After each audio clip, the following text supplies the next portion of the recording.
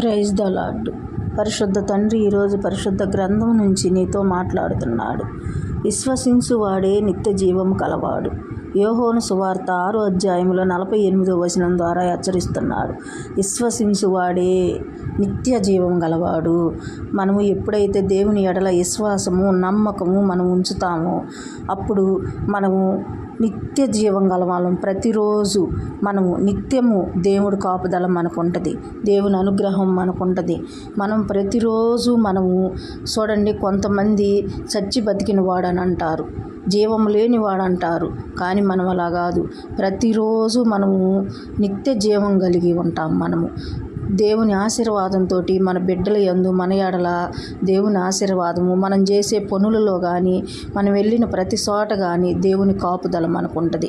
ఆయన హస్తంతో మనల్ని ముట్టుతాడు, ఆయన కొంగు చాటును మనల్ని భద్రపరుచుకుంటాడు.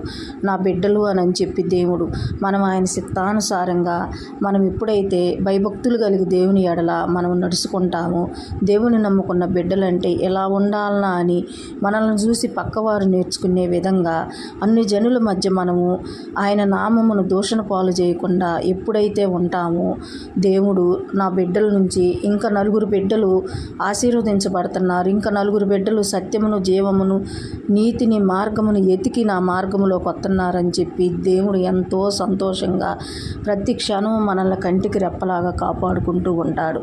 మనం ఏది అడిగినా దేవునికి సాధ్యమే, ఆయనకు అసాధ్యం ఏదీ లేదు. ఆయన ఏం మాట్లాడని చెట్టో రాయో కాదు, మౌనంగా ఉండటానికి ఆయన మాట్లాడే దేవుడు.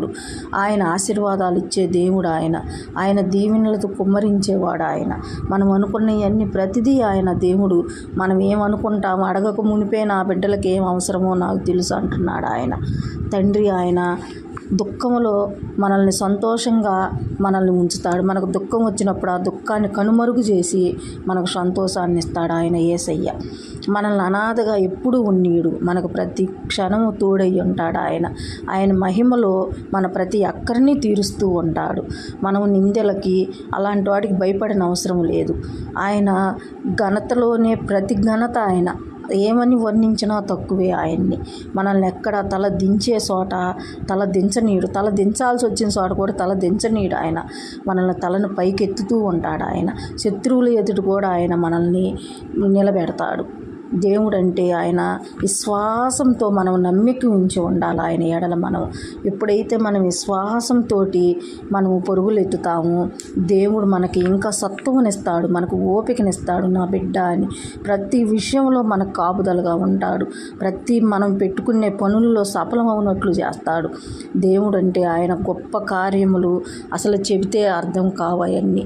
నేను రుచి చూసినా కాబట్టి నేను చెప్పగలుగుతున్నాను.